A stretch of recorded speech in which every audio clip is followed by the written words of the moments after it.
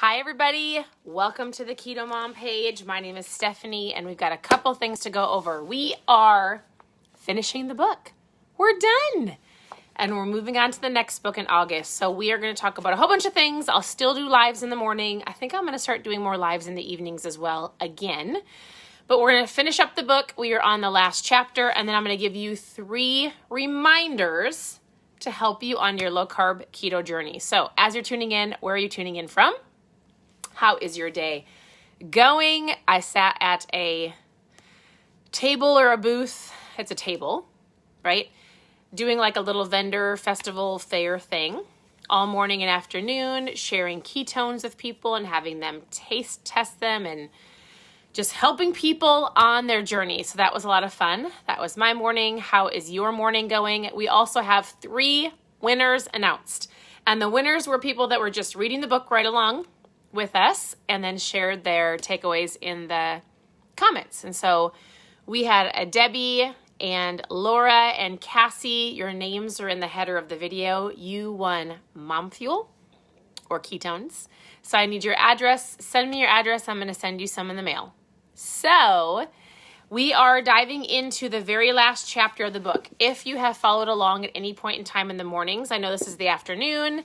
I was out of my house super early today and did not get to the live because it wouldn't let me do it downtown. My internet wasn't great.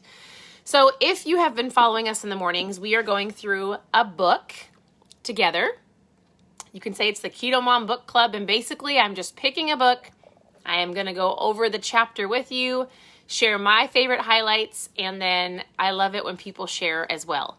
And so a lot of people have been sharing like what they loved about the book and their biggest takeaways, and they have joined us. So whether you follow me every morning, it's mostly in the mornings, sometimes in the afternoons if our mornings are busy, or you're reading the book with us and sharing, I truly believe that if your mindset is right, you are going to have better success in your health journey, right? I love to say lifestyle. Some of you probably would say a diet, whatever it is to you. If you have the right mindset, then guess what? You're going to probably find yourself reaching your goals, accomplishing your goals, seeing and having more success because this is correct. This is right. You're putting positivity and the power of your words and all of those things. So anyways, the book was incredible. And basically the last chapter recaps the entire book. And I'll just tell you, the story was about a man who he was saying he wasn't having very much success in his life. This book is based on story form.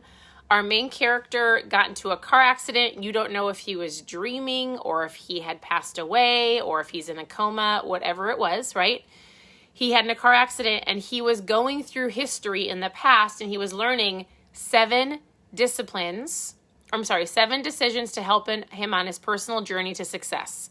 So he was given 7 perspectives, 7 things to think about to help him on his personal journey to success.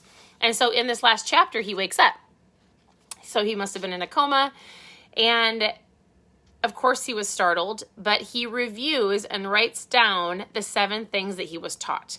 And so I'm going to read them to you. Basically, he went through history. He met some key figures in history and they taught him these things. They said, the buck stops here. I am responsible for my past and my future. So no more blaming your past, no more blaming people, but truly taking ownership of your life and your choices from here on out. Number 2, I will seek wisdom and I will be a servant to others. I will seek wisdom and I will surround myself with people who build me up, who encourage me, who I want to be like. Number 3, I am a person of action. I seize the moment. I choose now. I don't wait till later. I'm not a person that watches and learns and writes everything down and then never takes action, because if you don't take action, guess what? If you don't take action, you're not going to get to the goals you want to achieve, right? You learn, you act. You learn, you put in place. You learn, you do. That is the secret, consistently over and over again. Number 4, I have a decided heart. My destiny is assured. I'm not wavering. I'm not going to live out of fear. I have faith and I'm going to do it and I'm going to see it through. Number 5, today I will choose to be happy. I am the possessor of a grateful spirit. You choose to be happy. You choose to be crabby. You choose. Your life is a choice. The decisions you make every single day are a choice, good or bad, right? Number 6, I will greet the day with a forgiving spirit. I will forgive myself, which a lot of you probably need to do, right? If you think of where you have been in the past and where you are today, you might have to walk through some forgiveness and go, you know what? No more. I'm going to tell you something. There's a lady that I met today, and she was chatting about ketones, and we were talking about her lifestyle, and she was like, listen, I did this. I did it prior to the whole last year and a half before our whole world got shaken. And she goes, I am regretting the decisions that I made over the last year and a half. I feel like garbage. I should not have done it. I know better. And I say, guess what? You know better. You know how to eat. You've already done it in the past. Now you have to make the decision. It's a choice. And so today's a new day, right? And sometimes it takes being disgusted. We learned this last night. I was at a vision class, or a dream boarding class, like a visionary class last night. Dream boarding in a different sense, not like the average dream boards. It was super cool.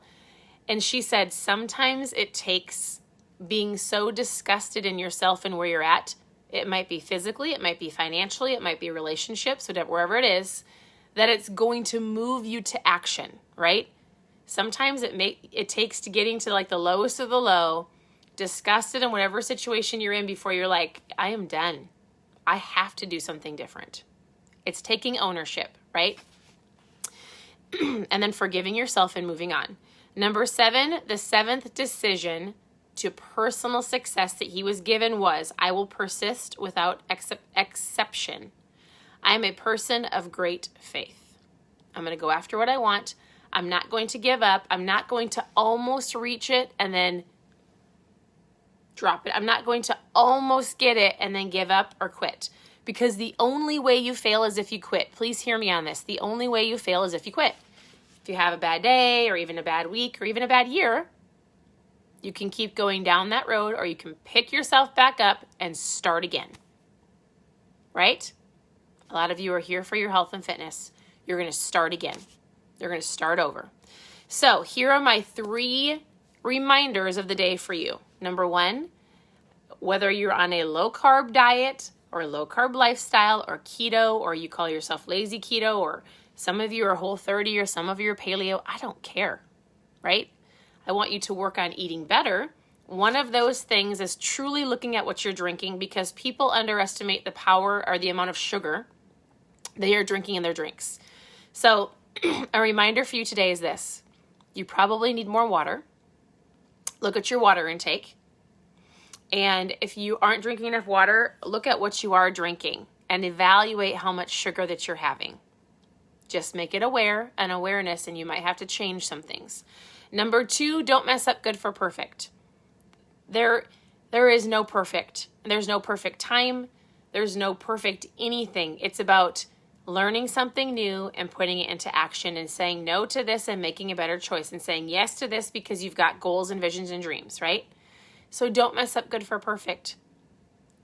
Do something. Choose the broccoli. Choose to go work out. Choose to hold your tongue. Choose to read something that's going to fuel your mind right. Choose to put down the sugary drink and pick up the water.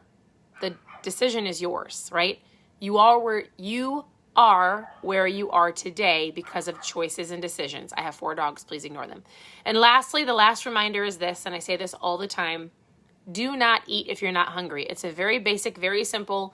If you need to understand one thing, your body is going to tell you when you're hungry. You don't need to be snacking all day. You don't need, I have to eat every 2 hours to keep my metabolism going. No, you don't. No, you don't. Most people overeat, and more people overeat good food.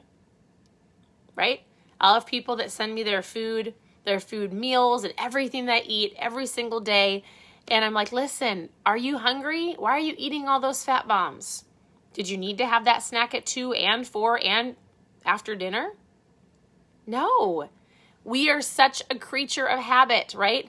Because it's in front of you, you grab it, or you're bored and you grab it. The clock says to eat, I must eat. Oh, there's leftover food on my kids' plates. I probably should eat it. No, waste not, want not, right? Like, oh, I shouldn't be wasting. Well, don't dish your kids up so much food, right? Or don't supersize me.